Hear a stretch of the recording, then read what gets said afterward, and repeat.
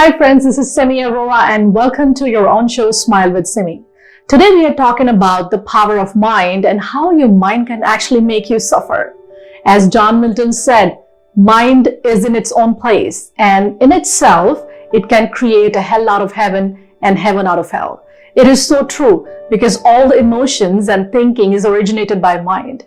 And if your mind is channelized in a proper manner, it can be the biggest asset to you. But if you're not controlling your mind and it's absolutely out of control and anything and everything is just happening by the due course of, accumulation of information or something that you learned, during the process, during the journey of your life, and you don't know, there's no filter around it, then your mind can actually become one of the sufferings of your life. So in this video, we're going to talk about why and how mind can make you suffer. But if you like this kind of content and you want to be getting a lot of empowering content and the videos which can actually transform your life from your body, mind, and spirit, then consider subscribing to this channel because I'll be coming up with a lot of new videos which are going to serve you and help you transform your life. So first of all, let's understand where is this suffering coming from.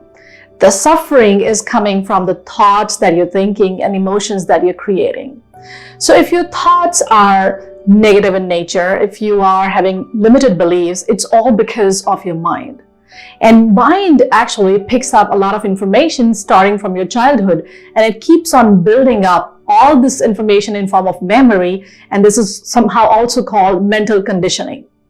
So there are various reasons that right now, if there is any kind of discomfort in your life, or you're not able to enjoy life to the fullest, or you don't have healthy relationships, or if there's any kind of mental conflict, less confidence, or any kind of, uneasiness in your life, it's all related to the mindset. It's all related to how you are thinking and processing the information. Now let's talk about some of the major reasons why people build up so much of stress, anxiety, and negativity in the mindset. Point number one, people don't live in the present moment. Yes, people are either living in the past or they're anticipating the future all the time. They are never enjoying the present moment because somehow their mind is leading them towards the past experience and they're overthinking about it again and again. So people are creating a lot of emotional havoc inside their heart and mind just because they are not living in the present moment. And why is this happening? What makes us anticipate future so much and not really enjoy what we have right now? It's because our mind is always looking for survival. Our mind is evolved to protect us. But if we don't know how to really control the mind and bring it in the present moment, we're gonna actually let go of a lot of stuff from the beauty of life, from the things that we can enjoy in this moment, rather than just always overthinking about the mistakes that we did in the past or the things that we want to achieve in the future. Because reality is, you just got this very moment. This moment is inevitable. Rest, everything is an illusion. The past which is gone is not real anymore. The future which is going to come is not even a reality right now. Yes, you are hopeful about it, but you are not going to live it in this moment. So in this moment, all you're going to live is this moment itself. And this is where there's a big, disturbance and conflict in people's mind because they're kind of habituated to think about the past and the future all the time and never living in the present. And that's one of the major reasons why mind is leading to the suffering. The second reason why people suffer their own mind is because they are attaching their mind with external things and they're identifying themselves with those external things, such as status, labels, physical body, and everything which is external to them. So what happens when those external things goes away? What happens when your body goes through a certain damage or you age? What happens when you identify too much with your external success, your labels, your status, and something happens that all this is, going through a certain transition phase and you are losing money or you're losing the things which are very dear to you, but they're external to you. If you are making somebody else responsible for your happiness, if your mind is attached to the fact that other people are going to make you happy and they're always looking for people to make them happy, then they're going to suffer always, because people are going to change. Nobody stays the same. There are changes which are coming up in everything which are external to us. So the only thing which is eternally not changing is the self, is the divine energy which is inside of you. Rest everything outside is going to shift, is going to change. But unfortunately, a lot of us are putting too much emphasis on external things, from people to the things and the status and labels and external successes. And when they change, we start a build-up of anxiety and conflict inside of us.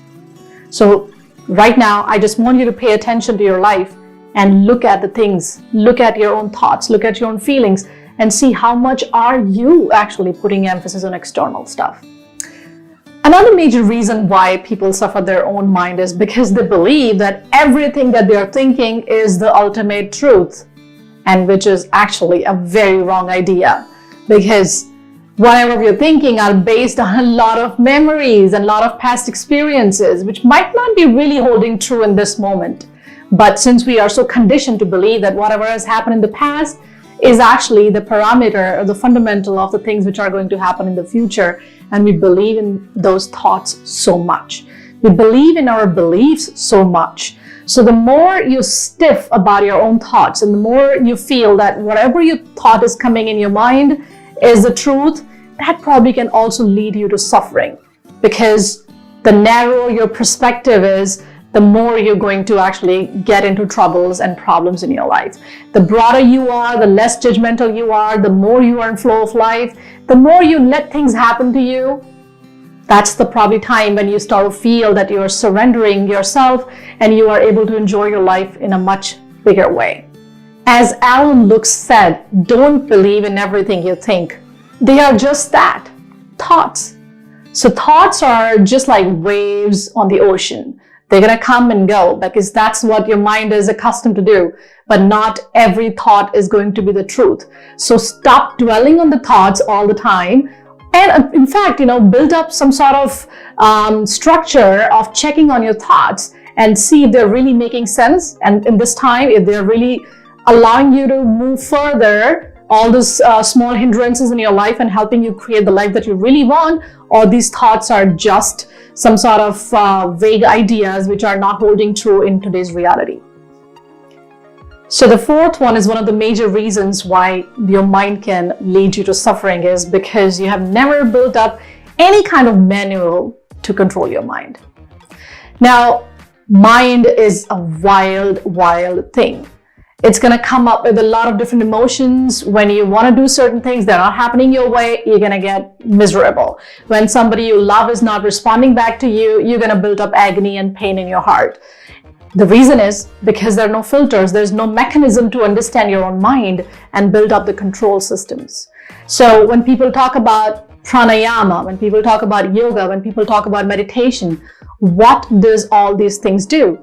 They basically let your mind calm down. First of all, it helps you, coming to a stage where your thoughts are relaxed, and then you become more self-aware because now you have accessibility to your inside world and you're able to see your own thoughts. So when you build up a system in place to control your mind, you become proactive in nature and less reactive.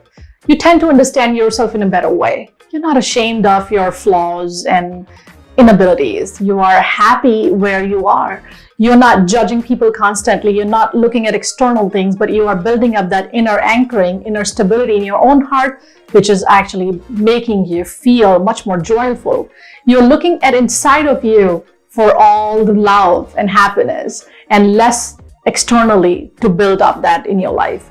So having some sort of control mechanism, which is going to filter your thoughts, which is going to help you see yourself with a better way. Now, this control mechanism can be meditation, could be pranayama or yoga, which are basically letting you relax your mind and getting access to your inner anchoring. So if you're not doing it, I would really urge you to do that, because that's the number one thing which is going to transform your life and shift your mind from the negativity to the positivity. As Marcus Aurelius said, you have the power over your mind and not at the outside things. Realize this and you will get the strength. So I hope you liked today's video and you got some sort of ideas, and that also probably made you think about your own mind and made you interrogate yourself and understand if you are doing any of these things. And if you are, then maybe this is a time to change. Maybe this is a time to find your inner anchor. Maybe this is a time to turn inwards and find out that stability and happiness and make your mind a place where all the amazing things are growing, where all the happiness and stability is coming, where you're able to channelize the energy towards manifesting the reality that you really, really want. So if you like this video, then subscribe to this channel. I hope that I served you well today, and come along for the coming videos because we're going to talk a lot about great things which are going to help you build up your empowering lifestyle. Thank you once again for watching this video.